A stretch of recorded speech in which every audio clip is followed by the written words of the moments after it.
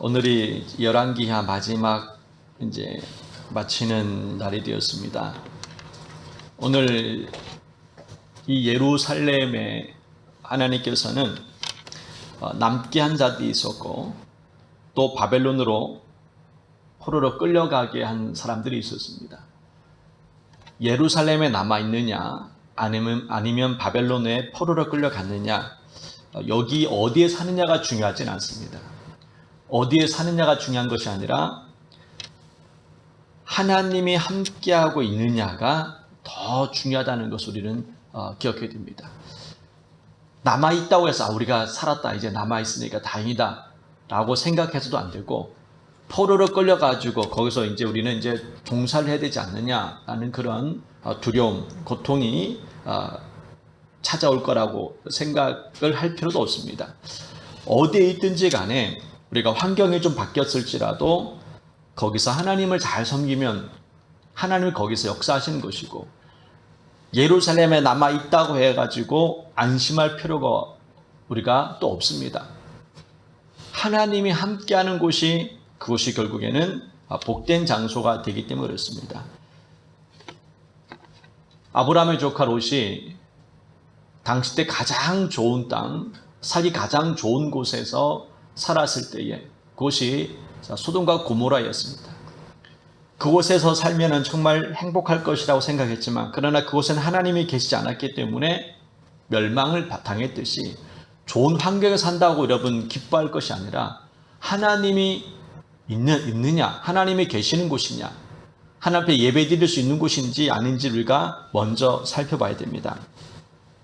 그래서 저와 여러분이 오늘 예루살렘에 머물러 있는 이 지역에 그달리아라는 사람을 이제 지도자로 세워서 바벨론이 예루살렘을 다스리게 하는 내용이 기록되어 있습니다.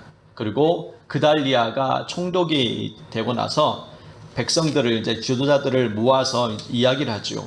24절에 보시면 이렇게 선포를 합니다. 너희는 갈대아인을 갈대아인이라는 얘기는 바벨론을 이제 의미합니다. 갈대아인을 섬기기를 두려워하지 말고 이 땅에 살며 바벨론 왕을, 느부갓네살 왕을 섬기라. 그리하면 너희가 평안할 것이다. 이제 문제가 없을 테니까는 우리가 바벨론을 섬기면서 우리가 잘 살아보자라는 이런 선포를 하게 됩니다. 대국민 이제 발표를 한 거죠. 그때의 그 얘기를 듣고 나서 이스마엘이라는 사람이 있습니다. 이스마엘이 듣고 나니까 너무 기분 나쁜 거예요. 싸울 생각은 하지 않고, 아니 무슨 항복을 하냐고. 뭐 그런 사람도 있지 않습니까? 항상 이 정치적인 면에서는 다 나와갈 수가 없어요. 그래서 이 이스마엘은 죽으면 죽었지, 나는 이 바벨론에게 항복할 수 없다. 어떻게 우리가 그들을 섬길 수 있겠느냐, 이런 생각 가졌던 것 같습니다. 그래서 자기 부하를 데리고 그달리아를 죽입니다. 25절 말씀에 보시게 되면요, 쳐서 죽였다라고 합니다. 죽고 나니까는 이제 바벨론이 가만히 있겠습니까? 그러니까는 애굽으로 도망을 가버립니다. 이제 이스마엘을 쫓아서 이렇게 또 도망을 치는 사람들이 또 있었던 것을 보게 됩니다. 그리고 27절 이후에 보시게 되면은 여호야긴이 사로잡혀간 지 37년째 되는 해에 풀려나게 됩니다. 사실 여호야긴이 바벨론으로 포로를 끌려갔을 때 그 모습은 정말 비참했을 겁니다.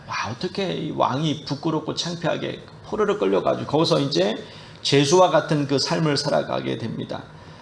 오랜 시간 동안, 37년이라는 시간 동안을 그 삶을 살아가면서 고통 가운데 있는데, 또 어느 순간에 또 28절에 보시게 되면은 그 모든 지혜를 회복시켜 줍니다. 물론 왕으로 복귀한 건 아니지만은 왕 같은 대접을 받게 됩니다.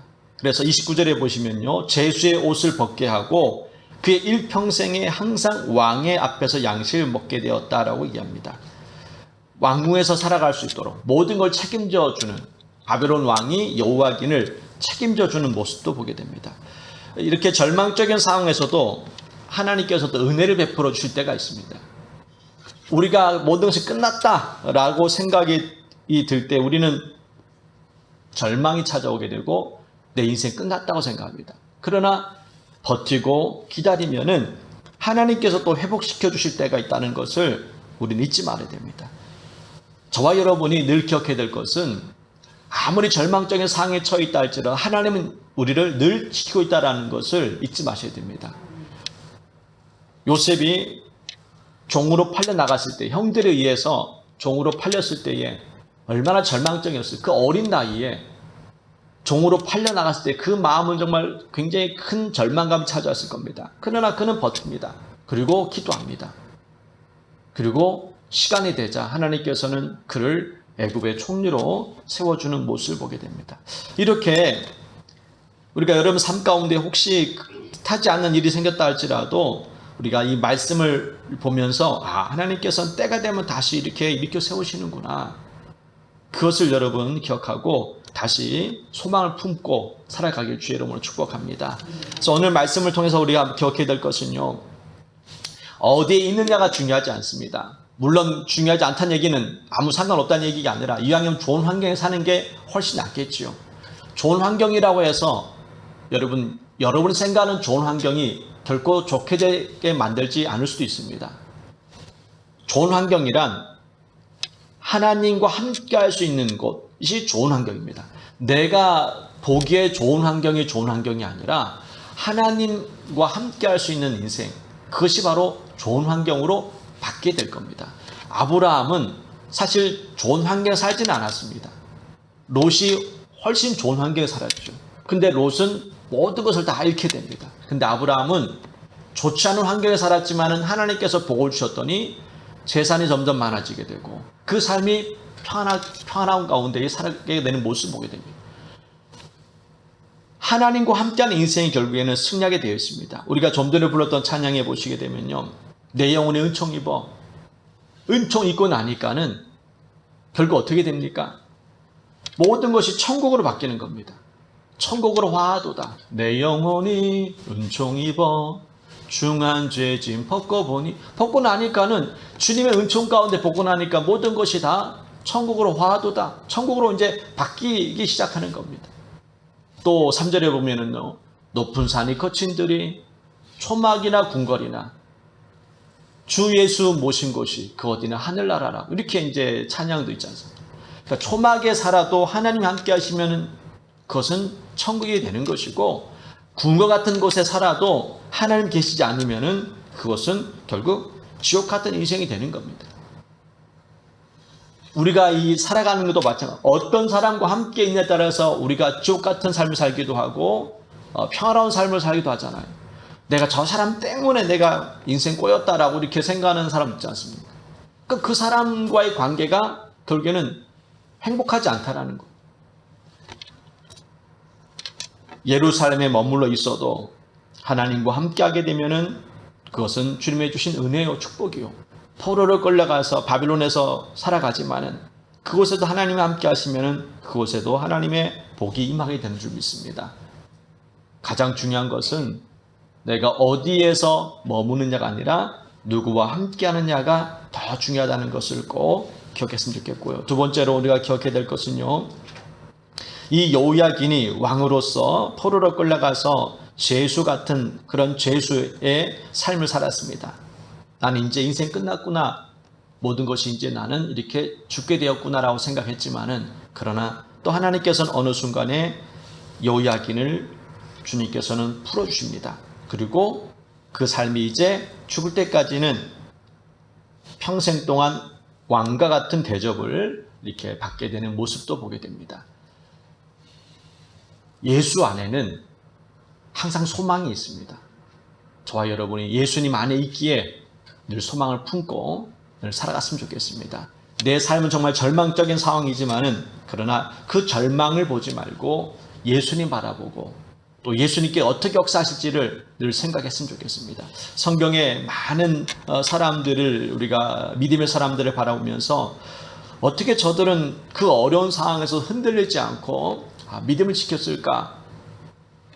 어떻게 저들은 저렇게 정말 죽고 싶을 심정이 컸을 텐데 어떻게 저렇게 버텼을까라는 생각을 우리가 하면서 우리도 그럴 수 있습니다, 여러분. 그러니까 하나님 의지하면 가능해요. 그러니까 내 힘으로 살려고 하니까 힘든 것이지 하나님은 살아계시다. 때로는 우리가 삶의 음침한 길을 걸어가는 사람들이 있습니다. 어떤 사람은 그 삶이 힘든 인생의 길을 걷는 사람도 있습니다. 그렇지만은 하나님 바라보게 되면은 그 모든 과정도 능히 이기게 될 겁니다. 잠깐 동안의 고난이 있을 수 있지만은 우리의 고난은 영원하지 않습니다. 반드시 끝이 있습니다. 그것을 여러분 생각한다면은 현재 어렵고 힘든 순간들을 통해서 낙심하지 말고 늘 소망을 품고 잘 견디셔서 하나님 앞에 섰을 때에 저와 여러분 칭찬받는, 우리가 다 하나님 앞에서 상급받는 그러한 인생이 되었으면 좋겠습니다. 말씀을 정리해 보겠습니다. 오늘 이제 예루살렘은 이미 멸망을 당했습니다. 그리고 포로로 끌려간 사람들이 있고 남아있는 사람들이 있습니다. 어떤 상황, 어떤 환경에 있다 할지라도 하나님과 함께하면은 그 사람은 복된 인생이 되는 겁니다. 여러분이 이 대소의 이 총구석이라고 이 대소에 머물러 있다 할지라도 하나님이 함께 하시면은 여러분 복된 인생이 되는 것이고, 아무리 좋은 집에서 좋은 환경에서 세상에 많은 걸 누린다 할지라도 하나님을 알지 못하면은 그 사람은 결국에는 불행한 인생이 될 것입니다. 영육 간의 복은 하나님께서 책임져 주십니다.